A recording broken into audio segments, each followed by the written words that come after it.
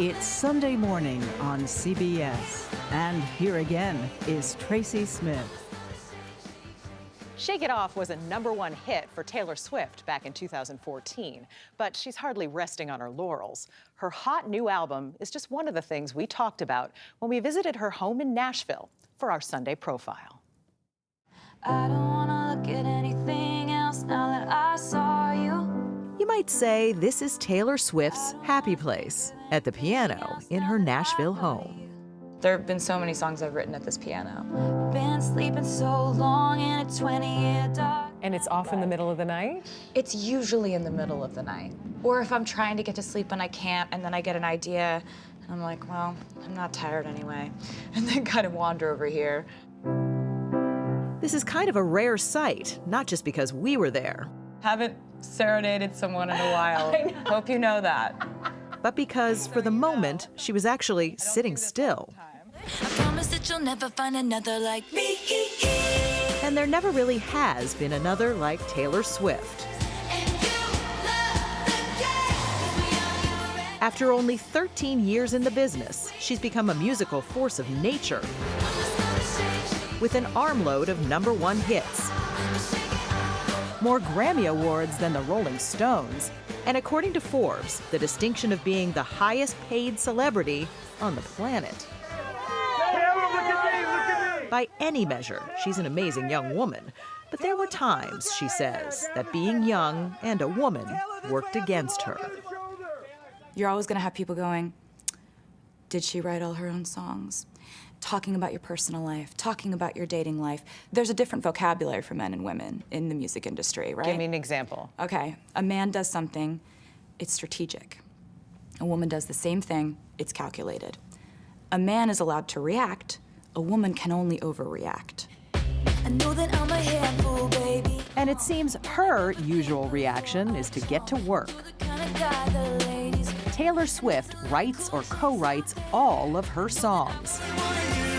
What's more, her music videos are all her vision, promise that nobody's gonna from the pastel wonderland in Me to the giant dollhouse in her latest video, Lover.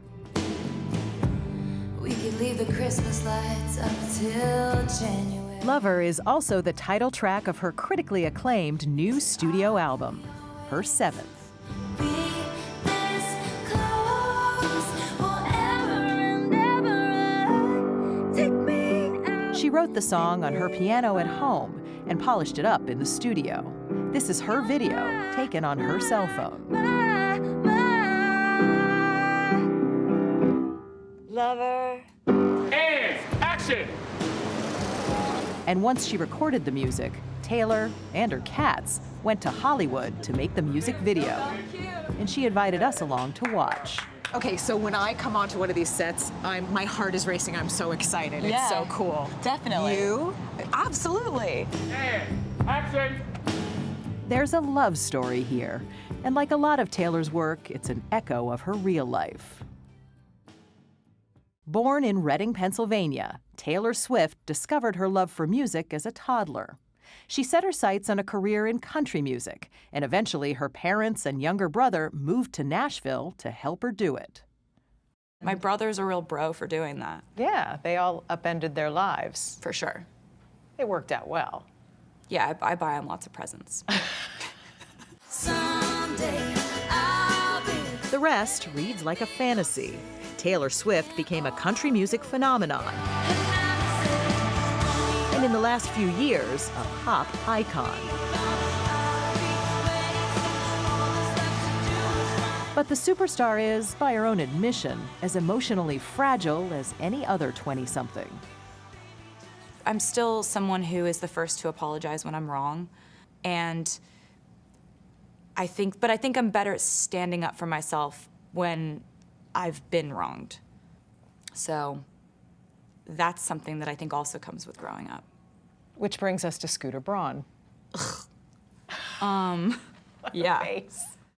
Earlier this summer, Scooter Braun, a talent agent with whom Swift says she has a contentious relationship, acquired the rights to her previous recordings, her masters, when his company bought Scott Borchetta's Big Machine label group for a reported $300 million. Borchetta, who worked with Swift for years, says she and those close to her, including her dad, who was an investor, knew about the deal in advance, and that Swift had previously been offered the chance to buy her own masters. She remembers it differently. And so you didn't see it coming? No. So how did you find out? I found out when it was online, like when it hit the news. Nobody in your inner circle Nobody knew. And you didn't smell it? No. I knew he would sell my music. I knew he would do that. I couldn't believe who he sold it to, because we've had endless conversations about Scooter Braun, and he has 300 million reasons to conveniently forget those conversations. Now, could you re-record? Oh, yeah. Might you do that? Oh, yeah. That's a plan? Yeah, absolutely. Scooter Braun may not agree with her side of the story, but he did reach out to Swift in a tweet last week, calling her new album brilliant. Oh my God, okay, I'm gonna do it, I guess. It's clear that she wants to control her music. If anybody is watching this, thank you so much. In fact, when it's time to release one of her new songs, she does it personally, talking to her fans live on Instagram. But I'm really excited about sharing this with you because you've really been there for me and you've made my life what it is. This personal connection has earned her a loyal following, but her openness comes at a price. She's followed just about everywhere she goes these days by people who are crazy about her, or just plain crazy. Where is home for you now? It's a very good question. I try not to ever really say where I am the most because since all my addresses are on the internet, people tend to show up uninvited. Like, you know, dudes that think we have an imaginary marriage. You mentioned that you keep wound dressing with you? Yeah, I've had a lot of stalkers show up to the house armed. So we have to think that way. And she's come under attack in other ways. You need only glance at the tabloids to see some very well-publicized feuds, and she often hits back at her haters through her music. But you're coming at my friends like a missile. For instance, in You Need to Calm Down, she calls out anti-gay protesters and online trolls. Sunshine on the street at the parade. But you would rather be in the dark age, just making that sign. Must have taken all night. I'm curious because I feel like almost every album you have a song where you address the haters. At least one song, sometimes more than one song. I probably do have that habit. I imagine that I might have that habit, yeah. Why is that? Why sing to the haters? Well, when they stop coming for me, I will stop singing to them. You know, people go on and on about, like, you have to forgive and forget to move past something. No, you don't. You don't have to forgive and you don't have to forget to move on. You can move on without any of those things happening. You just become indifferent and then you move on. Do you believe in forgiveness? Yes, absolutely. Like, for people that are important in your life who have added, you know, who have enriched your life and made it better, and also there's been some struggle and some bad stuff too. But I think that, you know, if something's toxic and it's only ever really been that, what are you gonna do? Just move on. Just move on. It's fine. In doctor's office lighting, I didn't tell you I was scared. Taylor Swift's music is always personal, sometimes intensely so. There's one song on the album called Soon You'll Get Better that I can't even really hear, I can't even listen to it. Soon you'll get better. She won't talk specifically about her inspiration, but it comes at a time when her mother, Andrea, who was battling cancer, suffered a relapse. It's really interesting because I don't think I have written a song quite like that before.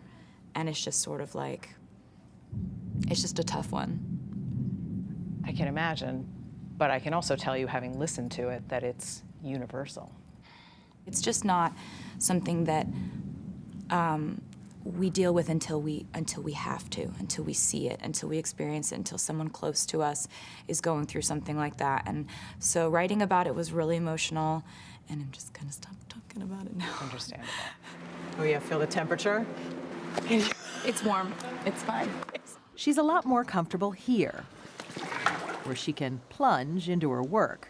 This glass tank will become a symbolic fishbowl in the music video.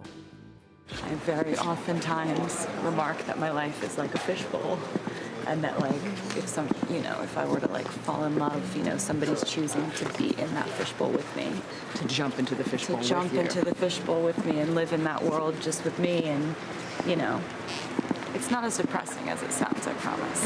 It's just a figurative. It's just symbolic. Talk about fishbowls. She's been dating British actor Joe Alwyn for 3 years. Seems he's up for a swim.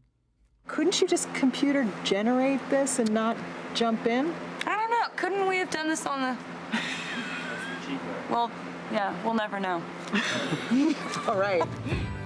We could let our friends crash in the living room. At the moment, Taylor Swift is, well, fully immersed in today. Beyond that, she says she doesn't know and doesn't want to. Do you think about, what am I gonna do in 20, 30 years? No, because that puts me into what I call like a panic spiral. Like, I cannot do that. I've never been able to do that. Why? It just freaks me out. When I zoom out too far, I freak out. Do I know where I'm gonna be or even wanna be in 20 years? Absolutely not. Like, not taking a single day for granted. So how far ahead do you look? 6 months? That's about Just it. because I have to plan shows and stuff. But I don't know what I'll do after this album. And I think that's great. It's actually, I tell myself, like, it's actually really ungrateful to just assume that you have 20 years. Like, be stoked that you have today. Lover,